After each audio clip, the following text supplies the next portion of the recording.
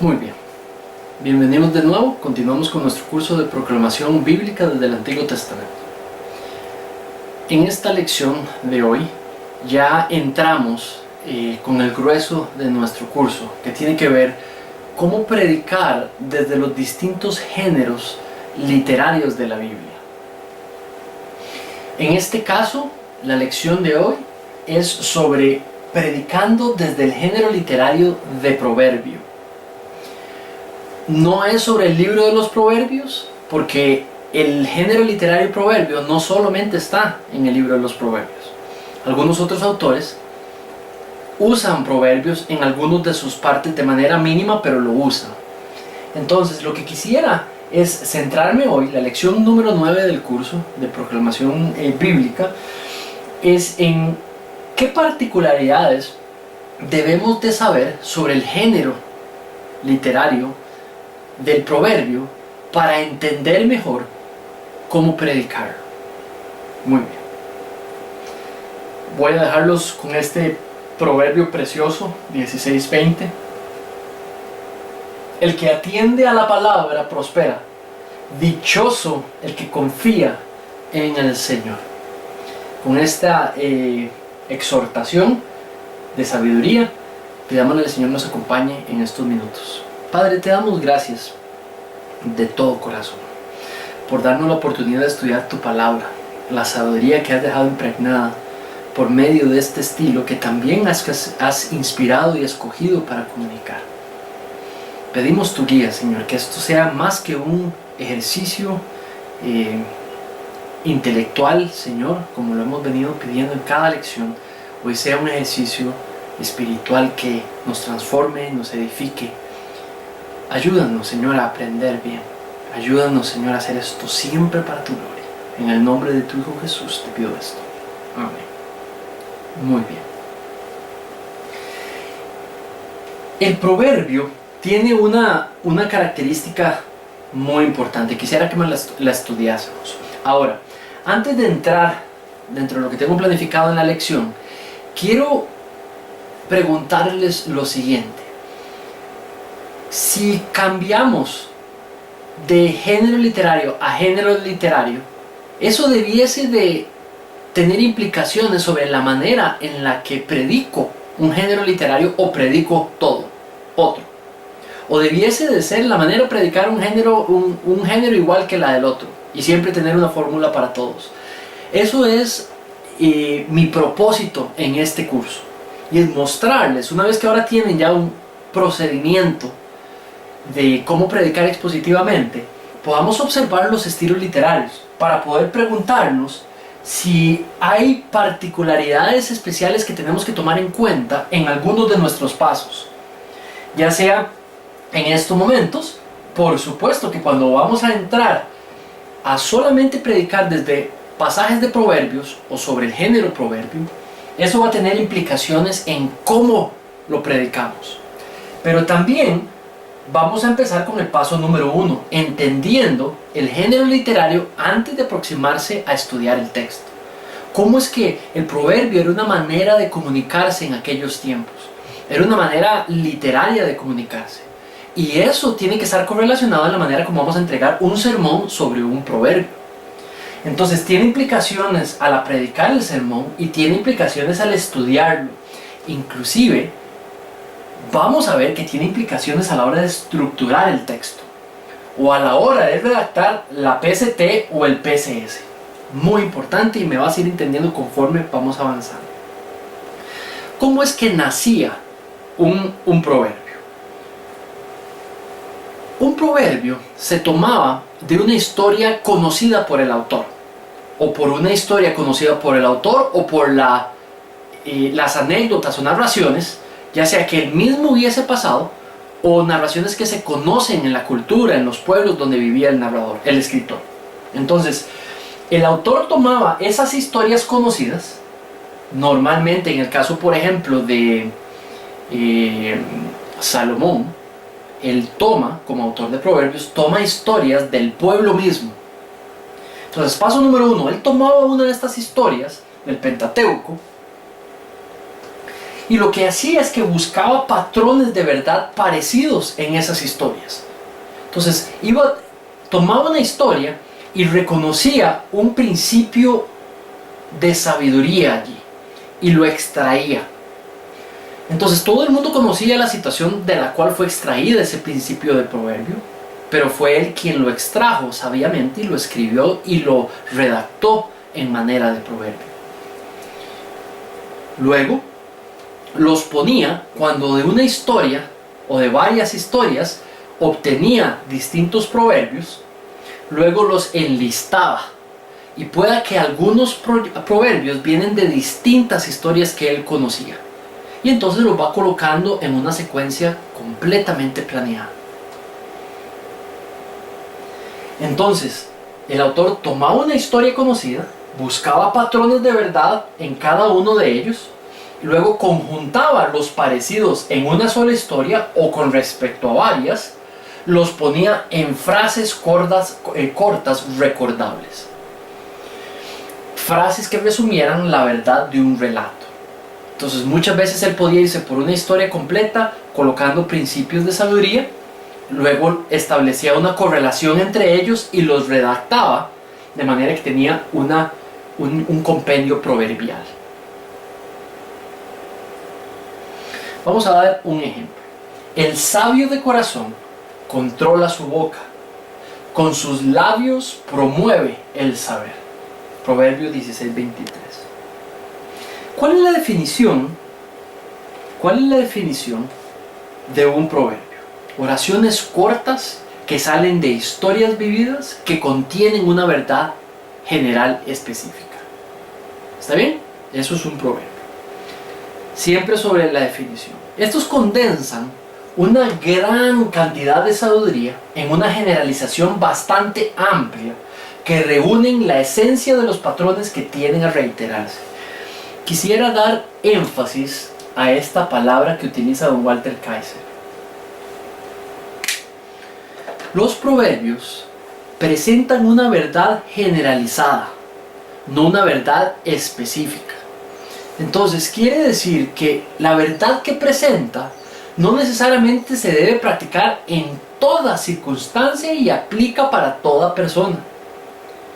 Esa circunstancia fue extraída, la presenta de una manera general y se puede practicar de manera general. Muy bien, esto va a ser tal vez quedar un poquito más claro a la hora de avanzar durante esta lección.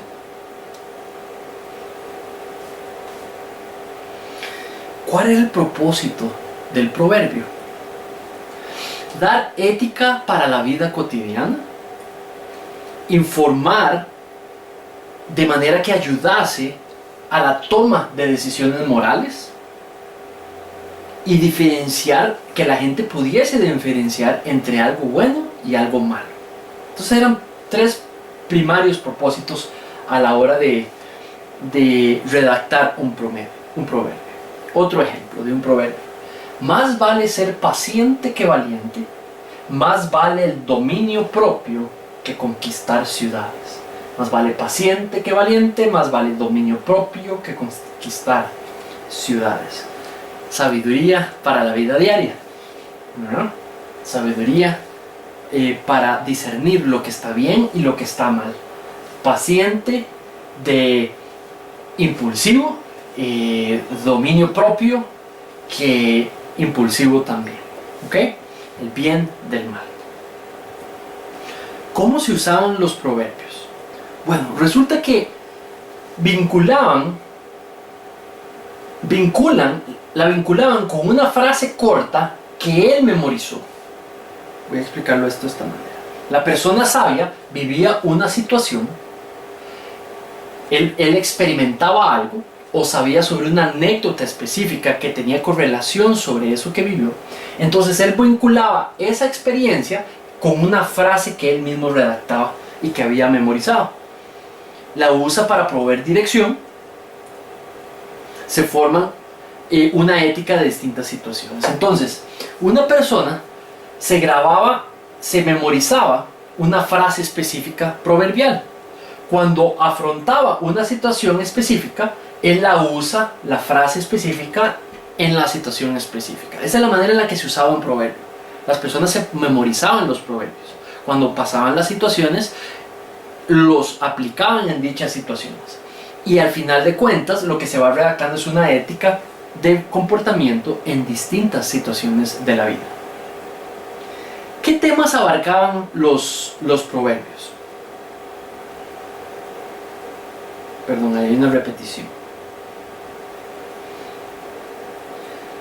Los temas que abarcaban primariamente eran la vida diaria, sabiduría en la toma de decisiones, distintas problemáticas que se puede presentar en la vida de un israelita normal, común y corriente, manejos de las etapas de vida, relaciones entre padres e hijos, relaciones entre autoridades, adoración, distintos temas de vida diaria y cotidiana son los que los proverbios manejaban. Su interpretación. Entonces aquí estamos en paso número 1. También estamos en paso número 2 porque para poder interpretar la estructura de un proverbio necesitamos comprender cómo es que ellos se estructuraban para no partirlo de manera incorrecta. Entonces vamos a estudiar que no eran frases sin terminar. Contienen un pensamiento. Cada proverbio tiene un pensamiento específico. Su aspecto más característico es que son una generalización. Volvemos a la palabra que les mencioné al inicio. Son una generalización. Esto es sumamente importante para interpretar. Y que tiene que estar en el aspecto del estudio del texto. Para poder hacer una buena PCT o poder hacer un PCS y por ende un buen sermón, necesitamos poder interpretar bien. Entonces, una generalización son observaciones generales que son inspiradas por Dios, pero no son promesas. Esto es un autor que pronto ustedes van a estar leyendo y es sumamente, o que ya han leído para esta lección, y es sumamente importante. Observaciones generales inspiradas para ser practicadas, pero no son promesas. Ellas surgen de una situación específica y se aplican como paralelo a una nueva situación. Entonces, ellos surgen de una situación que el autor estaba viviendo y se practican en una situación paralela. Vamos a dar un ejemplo.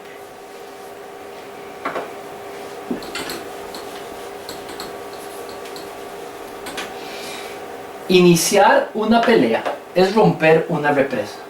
Vale más retirarse que comenzar. Entonces la situación, se daban contiendas entre los israelitas que tenían consecuencias realmente difíciles, problemáticas. Entonces, de una situación real se extraía un principio de sabiduría. Iniciar una pelea puede romper una represa. Más vale retirarse antes que comenzarla. ¿Verdad? O sea, uno no quiere toparse esa represa reventada viniendo por las consecuencias tremendas que puede generar. Entonces, igualmente es una contienda. Entonces, de una experiencia específica, uno no quiere extraer un principio de sabiduría. Iniciar una pelea es como romper una represa. Vale más retirarse antes de romperla, ¿verdad? Antes de comenzarla. Principio de sabiduría. Entonces, no son verdades universales, no son verdades absolutas, que aplican de la misma manera a todas las situaciones. Usan tiempo presente. Vean qué importante al decir de que, entonces, iniciar una pelea es romper una represa. Vale más retirarse que comenzar. Ahora, quiere decir de que cuando hablamos de una pelea estamos hablando de un aspecto físico, ya de una contienda física. Puede empezar verbalmente, pero que normalmente se desarrolla en asuntos completamente aterradores, digamos, al punto que lo está desaconsejando. Entonces, el proverbio no es una generalización, es más bien no conviene, no lo hagan, pero no es una promesa necesariamente de que si hay una pelea va a haber enormes catastróficas consecuencias. ¿verdad? Sino que es una generalización que es inspirada a ser practicada, pero no es una verdad absoluta. Muy bien. Evitan pronombres posesivos, le dan al proverbio apariencia intemporal, al mismo tiempo se queda uno tentado a universalizar su significado, o sea, universalizarlo es que encaje en toda situación. Y debemos de evitar hacer esto. Entonces, en el caso de nuestro proverbio anterior, sabemos que hay argumentos o peleas que pueden terminar en enorme consecuencia. Por lo tanto, una enseñanza general es: debemos de poder leer las circunstancias para evitar las discusiones, porque una discusión puede ir escalándose al punto de volverse físico y luego con grandes consecuencias terribles para las personas. Evita las confrontaciones. Es una sabiduría generalizada. Pero espero que eso vaya quedando un poquito más claro conforme vamos avanzando. Veamos este otro ejemplo. Instruye al niño en el camino correcto, y aún en su vejez no lo abandonará. Entonces, ¿qué es lo que pasa? Que cuando hablamos de que no es una verdad absoluta, posible está hablando de la crianza espiritual. Nos referimos a lo siguiente: cuando está hablando de una que no es una verdad absoluta, estamos hablando que posiblemente dentro del marco que está hablando de crear un niño, en la crianza del niño, no en el área de la crianza vocacional. Entonces, anima al niño hacia dónde tiene que ir y él va a reaccionar hacia él. Es una generalización. Pero sabemos, por ejemplo, que si un padre le dice a un niño: quiero que seas médico, va a tener que terminar siendo médico, porque el versículo lo dice. Que si yo le digo al niño que él tiene que ir para el norte, va a terminar yendo al norte.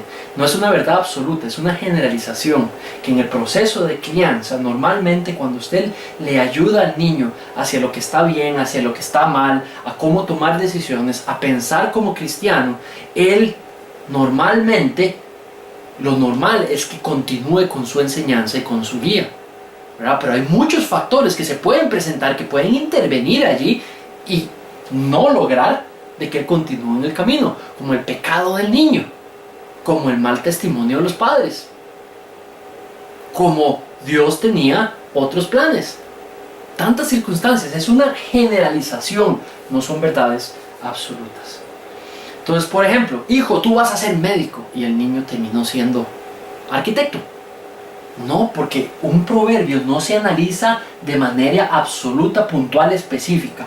Una situación aquí que se aplique a todas las demás situaciones. Así no se analiza un proverbio. Se necesita extraer una enseñanza más generalizada. Bueno, en lo que es la crianza del niño, un niño que se le da durante el proceso de crianza una guía específica, termina normalmente siguiéndola y viviendo en el marco de ella. El proverbio pretende cubrir la mayoría de los casos, pero no exige que se aplique a toda situación.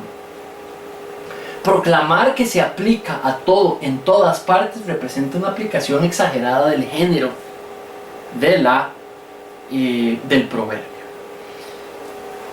Entonces, mis hermanos, ¿cómo usted toma una sección de un proverbio y lo analiza para ser aplicado? No se hace de la misma manera en la cual usted toma, por ejemplo, una situación específica en una epístola o en una carta, donde a Pablo le preguntaron algo sobre una situación y él respondió situacionalmente a esa situación. Donde quiera que esté esa situación, ese principio de Pablo se aplica. Pero el proverbio no funciona así. Entonces, ya que hay maneras distintas de interpretar un texto por solo el hecho del género literario del cual viene. En el Antiguo Testamento, una excelente manera de comunicarse, literalmente, era la sabiduría proverbial. Entonces, los proverbios es una manera de comunicarse de manera generalizada. Y nosotros, a la hora de interpretarlo, tenemos que tener cuidado a la hora de acercarnos al texto. Muy bien. Entonces, ¿cuál era la forma más o menos del proverbio? Tenía un formato específico. Primero teníamos algo dentro del proverbio que se llama la imagen. del mismo, el mensaje, y luego tenemos lo que es la fórmula. La imagen es en sí la forma que él tiene. Luego el mensaje es qué significa. Y luego la fórmula, por decirlo así, el diseño arquitectónico, que hay distintas variaciones del mismo. Entonces esto es la relación entre lo que está hablando y junto a lo que comenta sobre lo que está hablando. ¿Les parece algo parecido? Tema y énfasis, o tema y complemento. El proverbio tiene un tema y luego tiene también un énfasis. Entonces eso es la fórmula. El mensaje, al final de cuentas, eso que dice que significa. Y por último, ¿qué imagen presenta? Muy bien. Esto ya nos estamos metiendo con la estructura del texto. Hay dos tipos, hay personas que, algunos autores que hablan de más fórmulas arquitectónicas o estructurales del proverbio, pero nos vamos a quedar con estas dos basadas en lo que presenta don Walter Kaiser en el libro que ustedes han estado leyendo.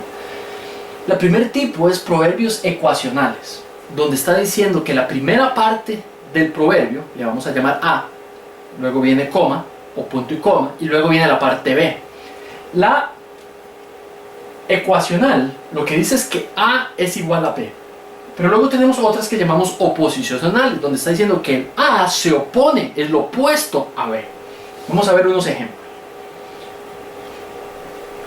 No ames el sueño para que no te empobrezcas. Abre tus ojos y te saciarás de pan.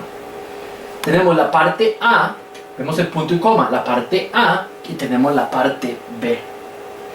Ambas están haciendo una generalización. La primera generalización tiene que ver de que seas proactivo en el trabajar para que no pases necesidad. En el segundo, mantente despierto, activo en cuanto a la necesidad que tienes para que esa necesidad sea provista. Son dos ideas paralelas, sinónimas, de accionar para proveer la necesidad, trabajar para que se supla la necesidad. Entonces tenemos un tipo ecuacional donde A es igual a B. Ahora, en este tenemos, porque donde esté tu tesoro, allí también estará tu corazón. Entonces es otra fórmula. Es una fórmula, vean lo distinto. Donde está tu corazón, ahí está tu tesoro. ¿Verdad? Donde está tu corazón, donde está tu tesoro, ahí está tu corazón, perdón, es el orden. Entonces donde está A, está B. Es otra estructura. Y vean que lo tenemos en Mateo. No lo tenemos en Proverbios, ¿verdad? Entonces el proverbio es una manera de comunicarse, de redactar.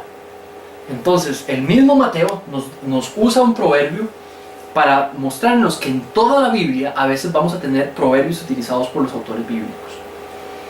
Vean este: todo camino del hombre es recto ante sus ojos, pero el Señor es el que examina los corazones. Todo camino del hombre es recto ante sus ojos. Vamos a ver, ¿eso es literalmente cierto en toda situación? No, el hombre a veces puede entender, el hombre a veces puede visualizar de que sus caminos no están siendo rectos. Entonces no es una verdad absoluta, es una generalización. Vamos a ver, dice, el Señor es el que examina los corazones. En la primera parte, en la A, está diciendo que el hombre puede pensar que lo que va a hacer está bien, pero el único que sabe si está bien o no es el Señor. Entonces está generalizando, diciendo que todo camino le es recto ante sus ojos. Está generalizando el hecho de que para el hombre muchas veces las cosas que va a hacer están bien, pero para el Señor su opinión es diferente, porque Él lo ve todo y lo sabe todo. Entonces A no es igual a B. Lo que ve el hombre no necesariamente, la manera en la que ve el hombre sus propios caminos, no necesariamente lo ve igual el Señor. Entonces ven, la prédica, la redacción de la proposición central del sermón, pudiese ser redactada a nivel de un contraste que se está dando. Y a la hora de redactar mi proposición central del sermón, ya aplicada a mi audiencia, puede aplicarse a una situación específica. Pero si lo que está haciendo es más bien son dos partes iguales o una que progresa a la otra, de igual manera voy a tener que interpretarle de maneras distintas. Vean por ejemplo Proverbios 15:16. Es mejor lo poco con el temor del Señor que un gran tesoro donde hay turbación o preocupación o afanarse. Entonces es mejor tener poquito.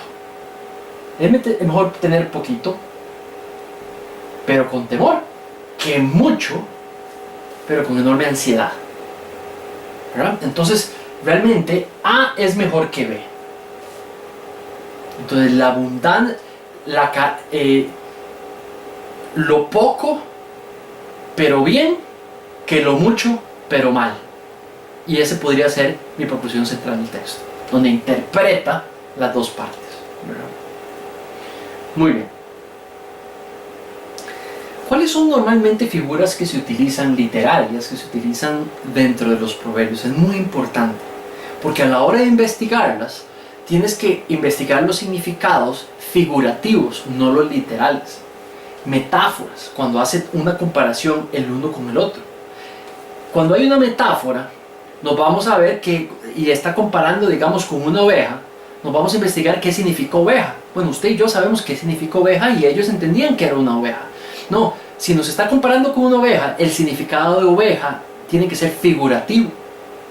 Entonces, si puede estar utilizando ovejas es porque está queriendo decir que es alguien manso, controlable, muy testarudo, que no puede vivir por sus propios medios, que necesita del pastor, que hay mucho depredador, pero pensando ya en la metáfora, en el lenguaje simbólico, ¿verdad? Así es como investigamos en el proverbio, porque muchas veces vamos a tener símiles, metáforas y otras figuras literarias y necesitamos ir al lenguaje figurativo, no tanto al literal cuando investigamos en el paso número 1. Metonimias, sustitución de nombres. Vamos a tener símiles, comparaciones. Entonces es muy importante que investiguemos estas figuras para poder al final redactarlas en nuestra proposición central del sermón. Vean por ejemplo estos 3 ejemplos. Las riquezas del rico son su ciudad fortificada. Tenemos una metáfora, una metonimia o una símil. Trata de responder. Muy bien, lo que tienes es una metáfora. Está comparando la riqueza del rico, que para él son como algo seguro, es de lo que viene su seguridad, ¿verdad? Es lo que le da seguridad. Así como en una ciudad la fortaleza, la muralla atrás le trae seguridad, la riqueza se la trae al rico. Está comparando esto con aquello, metáfora. Id y decid a ese zorro. Id y decid a ese zorro. Metáfora, metonimia o símil. Metonimia. Muy bien. A esta persona le está llamando zorro. Cambia los nombres por figuras de animales, lugares, nombres específicos. La mujer hermosa que carece de discreción es como zarcillo de oro en el hocico de un cerdo. Ay, ay, ay. Muy bien. Cuando usted tenga esta partícula, usted sabe que está en presencia de una símil. Es una comparación directa. Muy bien. La lengua blanda quebranta los huesos. La lengua blanda quebranta los huesos. Tarea a investigarla. Muy bien, ahora sí vamos a avanzar del proverbio al sermón. Consejos generales. Vamos a analizar esta aseveración de von Walter Kaiser. Dice: se aconseja, en vez de usar proverbios individuales como textos individuales y separados por sí mismos, mejor emplear grupos de proverbios que enfocan temas similares. Hay más relación de lo que creemos entre un proverbio y otro. Entonces, si fuésemos a enseñar desde proverbios, vamos tomando las secciones y las vamos analizando para ver qué tipo de proverbios y qué enseñanza generalizada está teniendo cada grupo de proverbios. Eso es muy importante. Tomamos una sección de proverbios y clasificamos los proverbios que tenemos y tratamos de encontrar las ideas principales a manera de bosquejo. Luego podemos correlacionar de que un proverbio es similar a otro más abajo y tenemos una misma idea paralela. Y luego vamos creando un bosquejo de ideas que esté presentando el proverbio.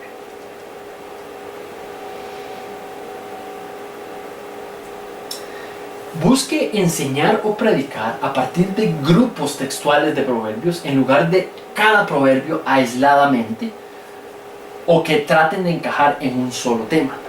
Entonces, de nuevo, si lo que tenemos es un proverbio, otro,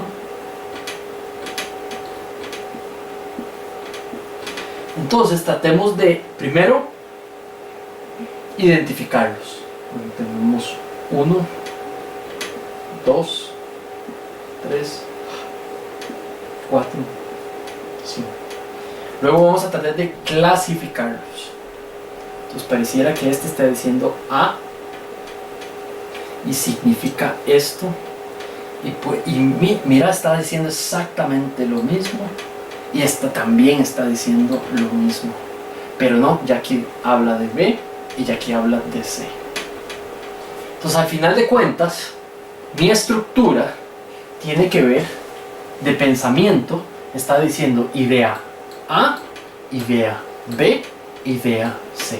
Y ya tengo la estructura del texto, la estructura de ideas del texto.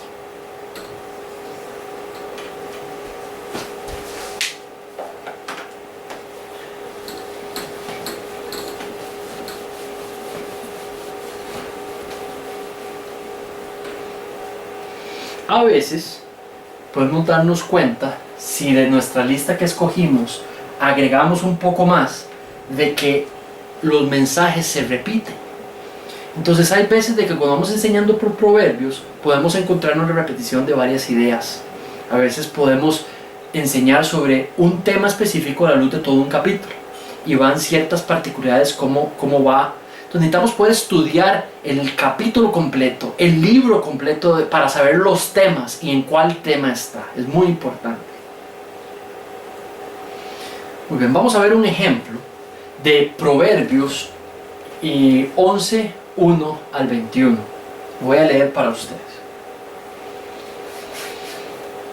El Señor aborrece las balanzas adulteradas, pero aprueba las pesas exactas.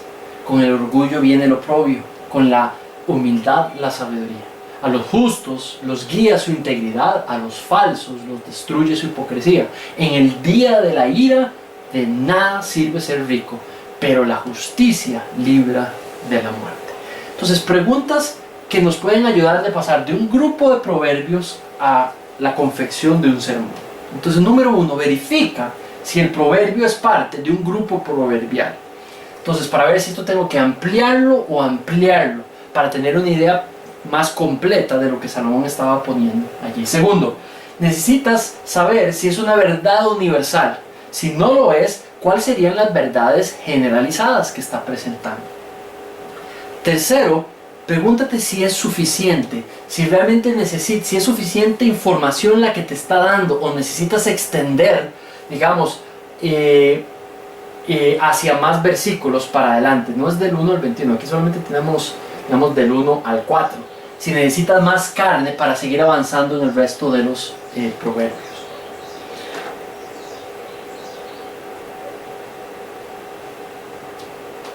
Entonces, por ejemplo, si analizamos el 19, Proverbios 19, desde el 16 al 23, un análisis de la estructura para poder ir encontrando A, B, C, nos dice lo siguiente: la adherencia a la manera de vivir conforme a Dios. Esto me está diciendo de qué estaba diciendo el proverbio. Luego, puedo reconocer de que hay un segundo tema que dice que es darle al pobre. Luego viene un tercer tema que es discipline al hijo. Luego repite ya en el versículo siguiente que permita que pague las consecuencias de lo que hace, que es malo. Luego entra entre un tema D, que es someterse a la instrucción. Luego una idea paralela, que es reconocer la providencia de esa instrucción. Y luego retoma de nuevo ya para el 22, que mejor es pobre que honesto, que era algo parecido al pobre, ¿verdad? Está hablando del pobre y está hablando del carácter del pobre. Y por último retorna al tema primario, que es el temor del Señor es vida. Entonces podemos ver una estructura que a final de cuentas lo que vamos a diseñar a la hora de estructurar el texto, obviamente esta ya es la estructura del texto, pero a la hora de hacer una estructura de ideas, pudiese que yo lo que tenga es A, B, C, D en este flujo, y lo que tenga aquí es una secuencia, y esta es mi estructura del texto, como A, ¿verdad? Y cómo él va a ir.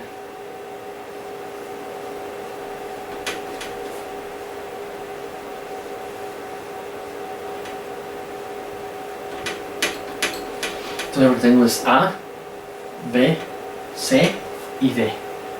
Y empiezo a encontrar la temática de ideas en mi estructura. ¿Bien?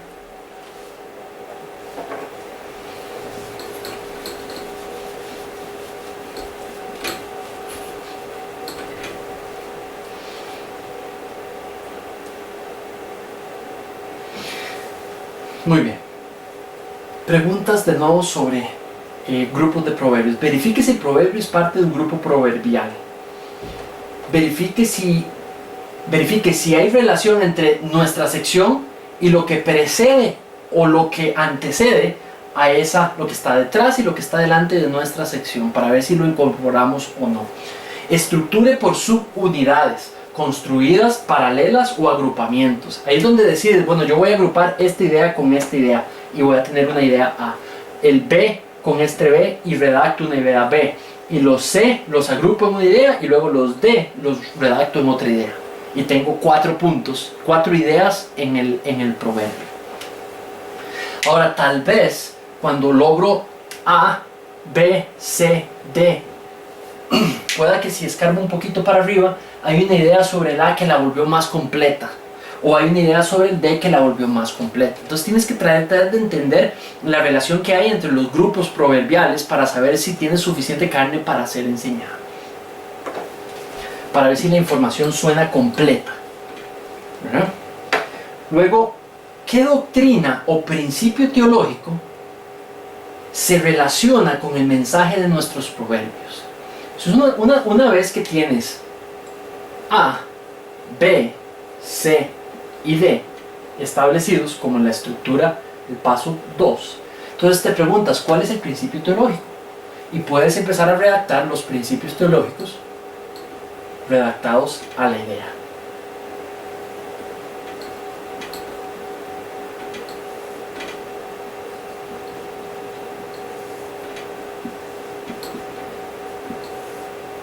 Y estarías frente a una estructura de ideas.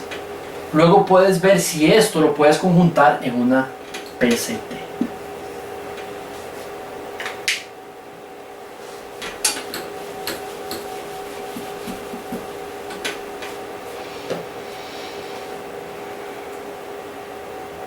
Consejos a la hora de formular el sermón de un grupo. Predica las observaciones que haces, no las promesas que él hace. No prediques conductas egoístas, humanistas ni materialismo. Predique unidades de pensamiento, como lo que te decía, A, B, C, punto 1, punto 2, punto 3 del sermón. Use imaginación y traduzca el lenguaje que se utiliza al lenguaje actual. Por ejemplo, cuando habla, cuando habla de murallas fortificadas, ¿verdad? Que así como el tesoro es al rico, como la ciudad fortificada es al ciudadano. Entonces, puedes tratar a la hora de explicar ese punto con una metáfora, con una comparación que sea más cercana a las personas que están frente a ti. A ellas, sí, todavía siguen siendo tentadas, así como la como el tesoro en aquellos tiempos, el rico encontraba en sus tesoros, en su capital, igualmente sigue siendo hoy, en el dinero. Pero también puede que hay otras ciudades fortificadas que nos fundamos, la familia, mi apellido, mi educación, ¿verdad? Y ahí ponemos nuestra seguridad. Entonces puedes encontrar una serie de ilustraciones paralelas a ciudades fortificadas de la cual sea más cercana para las personas. Nosotros ya no vivimos en castillos, no vivimos en ciudades que tienen una muralla que las rodea, ¿verdad? Que es una metáfora que pudiese ser, puedes construir tu propio proverbio con una metáfora ya más redactada. Puedes perfectamente el PST, sabiendo cuál es el principio teológico, redactarlo en términos de inclusive una metáfora que es más cercana a las personas. Ese no sería el PST, ese sería el PSS. El PST tiene que ser literal con lo que escogieron allí. Muy bien, transforma tu PSS de manera proverbial. Entonces, una vez que interpretas el principio teológico en el paso 4, entonces puedes redactar ya aplicada tu audiencia de manera proverbial, con inclusive figuras que sean más cercanas para ellos. Si era una metáfora, usa una metáfora que es completamente cercana a ellos. Y si era una comparación, entonces haz una comparación con algo que sea cercano a ellos.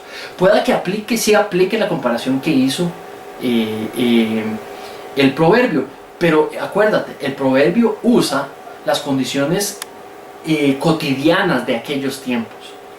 Es como que utilice el arete en la nariz.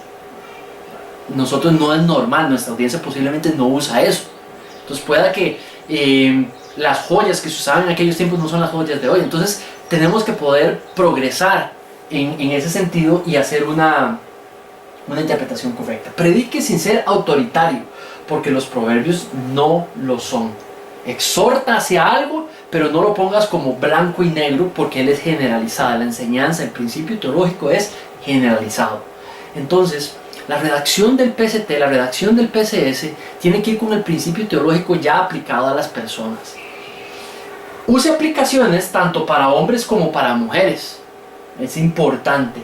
Use lenguaje sencillo. Muy bien. Espero que esto pueda vislumbrar un poco hacia animarles a predicar desde un grupo proverbial. Entonces, vamos a resumir la práctica de nuestro método. En el caso del paso número 1, la recomendación es, muchas veces vas a analizar las palabras para encontrar sus significados, pero de manera figurativa. Entonces, encontrar una ciudad fortificada, por ejemplo, con el proverbio que vimos, lo importante es no saber qué es una fortificación o una casa, pero qué figurativamente representaba para las personas adentro y cómo es que compara con el otro. Ese es el estudio primario que tienes que hacer en el paso número 1. Aunque sí hay palabras que hay que investigar qué significaban para ellos en aquellos tiempos, porque pueda que no significan igual hoy. En el paso número 2, estructurando. Primero vas a tipificar de qué está hablando. Esto habla de un tema tipo A, este de un tema tipo B. Aquí volvió a hablar de tema A y los vas clasificando. Luego, haces una segunda lista con los principios teológicos que A tiene detrás, el principio teológico de enseñanza que B tiene detrás, y los empiezas a colocar en un bosquejo. Ahí tendrías una lista de principios teológicos, de ideas primarias que tiene el texto. Luego haces un resumen de ellas en una proposición central del texto. Luego estableces tu puente de propósito. De eso teológicamente que está enseñando la PST, que quiero yo que mi audiencia practique, memorice, cambie o adopte. Luego la PSS haces el mismo proceso, pero ahora lo puedes construir la PSS de manera de proverbio, pero un proverbio actualizado, que utilice el mismo principio teológico que utilizó con las metáforas que utilizó, pero usándolo con metáforas más de la vida cotidiana, metáforas paralelas a las utilizadas, pero que son entendibles en un día hoy más.